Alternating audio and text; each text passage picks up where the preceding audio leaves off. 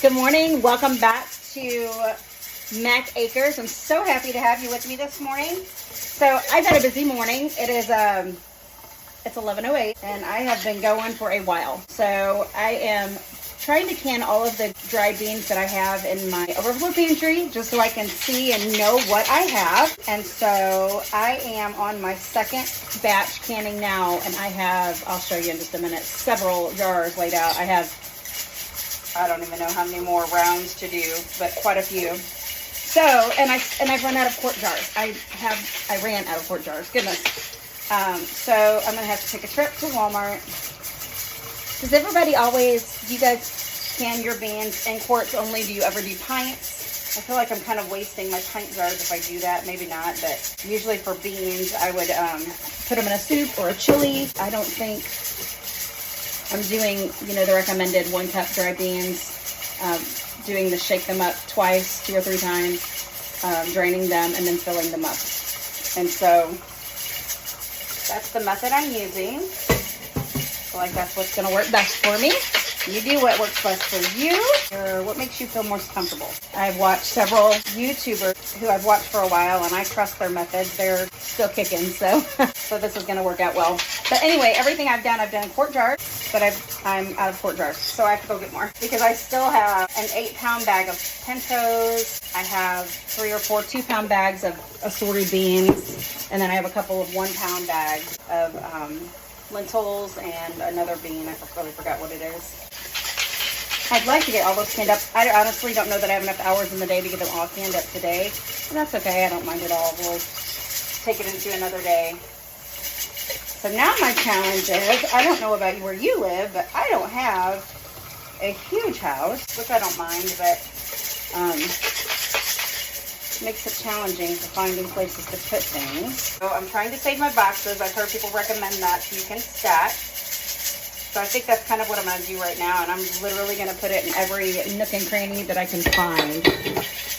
Saturday, I did my first bean canning. I've never done this before. Like I said, I've watched a few of my favorite YouTubers do it, and I know some of the beans in my overflow pantry, they're getting to about that 1.5-year mark, and I didn't want to take a chance of them getting to that point of no return to where they don't, even no matter how long you cook them, they're not ever going to get really soft. I don't want to waste anything. So, hence the canning dried beans project we are currently in. But I'm very proud. The last I checked, I was going to have about 40 quarts, and that was before I just opened my last case. So that puts me at 52 quarts, if I've counted that right. So I've been doing, like I said, several quart jars, so I've been trying different methods as I go. I've been trying to do, even though I don't know that you have to debubble, but I've been giving them a good stir just to make sure nothing floats to the top, and if it does, kind of pull that out. So this time, I'm waiting until I get all of these jars, the last 12 jars that I cleaned and filled, and now I've rinsed the beans, and I'm filling the jars again. I'm waiting till I get all 12 of these full of water. I'm going to give them a good stir and pick all the floating beans out at one time. All right, last jar.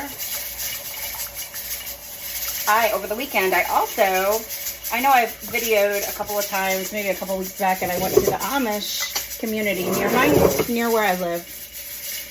And the day I was videoing, I was hoping to get some strawberries. They were out. I had to order. And so when I went back on the day I was supposed to pick up, I actually had to go out of town unexpectedly, so I didn't get to go to the next day. And I knew it would be this way, and so they got sold.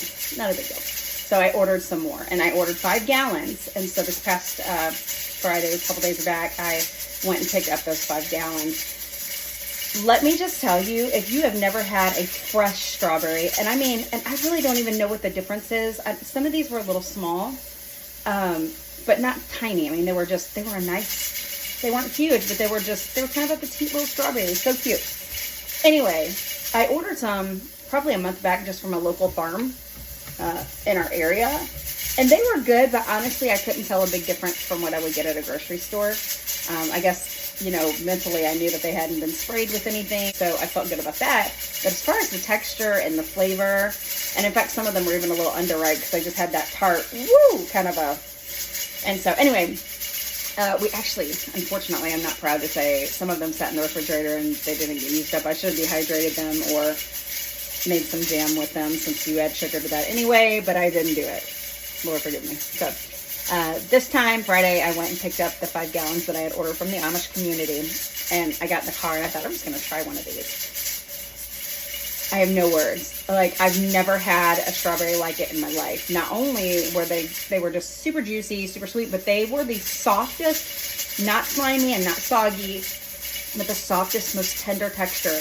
I've never, ever had anything like that. So my family, we have a group chat, so I sent them a picture of this big, huge box of strawberries. And I told them, I was like, you've never had a strawberry like this. I totally built them up. And so over the weekend, we had kids in and out, and everybody was just grabbing handfuls of strawberries because they were so good. So I got up Saturday morning and I topped them all, washed them, I topped them, and I started making jam out of them. I used the, whatever the brand is, the low sugar pectin.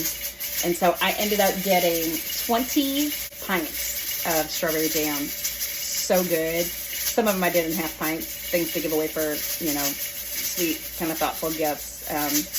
But it's so good. I'm so proud. So since Friday, Saturday, this is Monday that I'm recording. So since Saturday, I've canned 7 quarts of beans, 20 pints of strawberry jam, water bath, but canning's canning.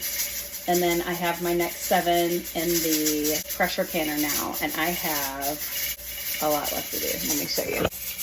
All of these left to go. I need to count them up and see how many batches that's going to be. My pressure canner fits 7, so I'm very excited. I'm going to be back, and I will show you the finished product.